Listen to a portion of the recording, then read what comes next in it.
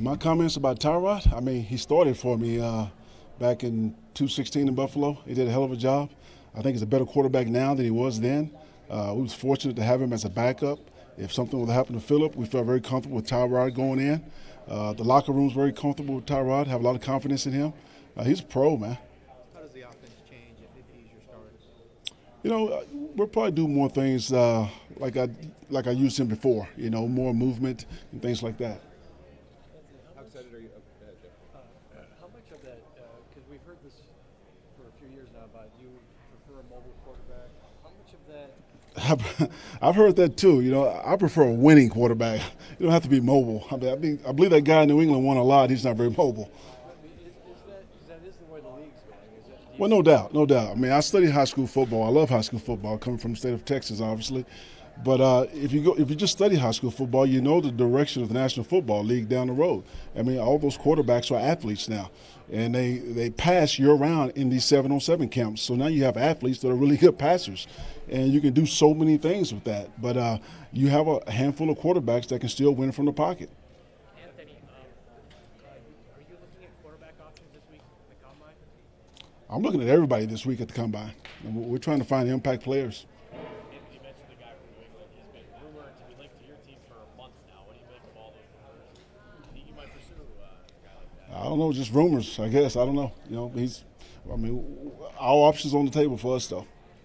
How excited are you about? You have to face the guy from Kansas City twice a year. Yes. Talking about mobile quarterbacks, what is the differentiator with him? What held him?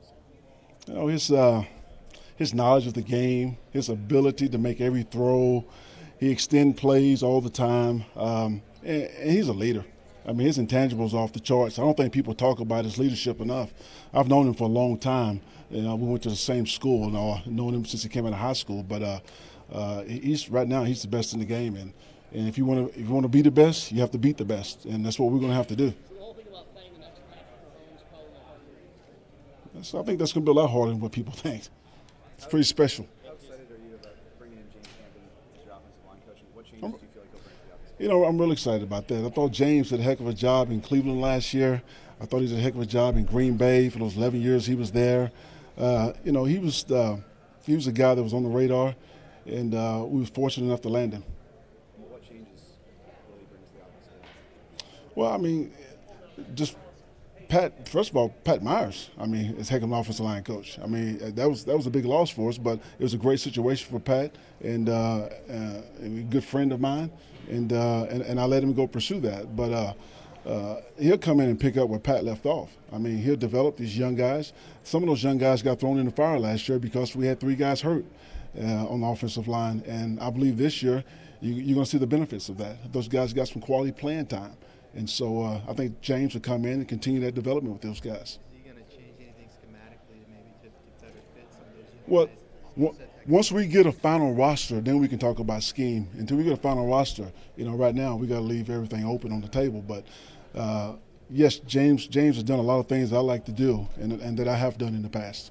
Speaking of that, with Eckler, do you feel like he can touch the ball 20 times a game, or do you feel like you need a compliment for him in the backfield? I think he has touched the ball a lot 20 times a game, whether it's handoffs, whether it's catches. You know, I like his versatility. You know, I like him in the tandem role.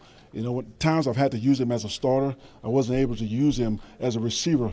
And so I like him when he comes in and I can line him up in the slot, outside, inside, out the backfield. You know, I need him with another guy. That's what I'm saying. Would you be willing to tweak your offense for either a rookie quarterback or bring in a veteran quarterback? Absolutely. You know, we have to tweak our offense based on what our personnel is. That's what coaches do. How do you feel about starting a rookie quarterback? If we had to start one, then he must have been the best option available. So, you know. So is it about competition? You would have to. Oh, it's going to be competition for sure. And if the rookie wins out, then you're good with him starting day one? We want to play the best players.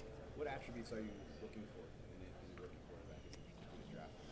You know, I'm looking for a winner. You know, a guy that's won, a guy that's production, a guy that has those intangibles where his teammates are going to follow him, a guy that's going to make people around him better, and if he's a rookie, obviously a guy that has a ceiling that can continue to develop.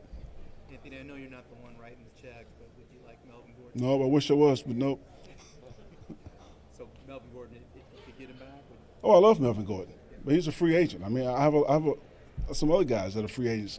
I love to keep all of my guys if I could, but that's not how it happens all the time. How tough was just going through that situation, the holdout in training camp, coming back in before, and then having to kind of working back when you didn't have training camp? Well, that was tough on him. That was tough on us. He learned a lot. We learned a lot. And, I don't think he'll ever do that again, because Melvin is the type of guy that needs to be there with his teammates and working. As an opposing quarterback, is there going to be any changes to your preparation going into Las Vegas? Are you excited that the NFL has a team in Las Vegas now? I have a hard time focusing on your question because you have that Raiders jacket on. But what did you say again? Just as an opposing coach of the Raiders, does your preparation change for the team at all when you go to Vegas or anything like that? Is there anything that you're excited about going to Vegas? No. I mean, we're looking forward to going to Vegas. It's an outstanding new stadium and nice venue. Closer to you too. Yeah. Anthony, you've got a couple of teams here, the Lions, the Giants, say we're open for business when it comes to trading picks. On the other end of that, are you guys open to shopping? I think all options are on the table for us. We want to put together the best football team that we can, and I believe Tom and I will get that done. Anthony, so much focus on your offense this offseason. What do you want to see your defense? I think defensively, you can look to see us be a little more disruptive. We didn't take the ball away as much as we have in the past, and I think we was 32nd in takeaways, 31st in giveaways. That's a terrible combination, and so we need to get better in that area. Disruptive, does that mean you're going to blitz more? Well, I mean, possibly, but disruptive could mean just putting guys in different positions to do different things. If you were to blitz more, how do you balance that with what Gus likes to do schematically? Well, that's always going to be checks and balances and risk and reward. So, chances are you blitz more, you may give up more explosives. We would think the second best team in the league in giving up the least amount of explosive plays. But now if you do other things to become more disruptive, you may give up more explosive plays. But we have to figure out, like I say, those checks and balances. Anthony, with the way that Kansas City plays right now on offense and defense, do you feel like you need to add more speed on both sides of the football in order to combat that? When you're playing that team, you can't have enough speed. But I tell you, I thought when our defense played Kansas City the last few years, I thought the defense has played well. I think our defense have played Kansas City as good as anybody. We have turned the ball over. Yeah. Talked to Mike last week. He's fired up, man. Is he going to be good to go? Well, I hope so. He has not been cleared yet, but he feels good, and he's excited about playing. Did he give you any indication of when that might happen? When he could be? It's hard to put a timetable on that type of injury. It's hard. So we're going to take care of Mike, and when Mike's ready, we'll put him back on the field. Is your hope strong enough that you're planning on having him? Well, absolutely, yeah, absolutely. He's on the roster for sure. He's on the roster until he can't. Would Dan take over as center if Mike can't play, or would it be Scott? I think Dan Finney would be an excellent center. He was going to be our center before we got Mike. Mike came available late, and we jumped on that because he's such a good player. But Dan Finney can definitely play center. Coach, if you guys, and excuse me if you've answered this, but if you guys don't get Melvin back, do you think that what do you see from Justin Jackson? Can he be part of a good one-two guy that Absolutely, Justin's a good 1-2 punch. Before Melvin came back, I thought Justin was running the ball, doing a good job. He has probably best instincts in the backfield right now. I have a lot of confidence in Justin. He just got to stay healthy.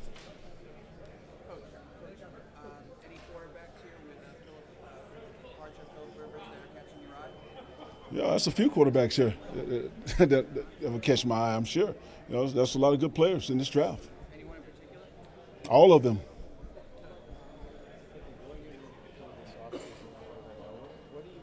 What's your expectation or hope for Nas and where he might bounce back? Nas has got to get healthy. He kind of got a red shirt year last year.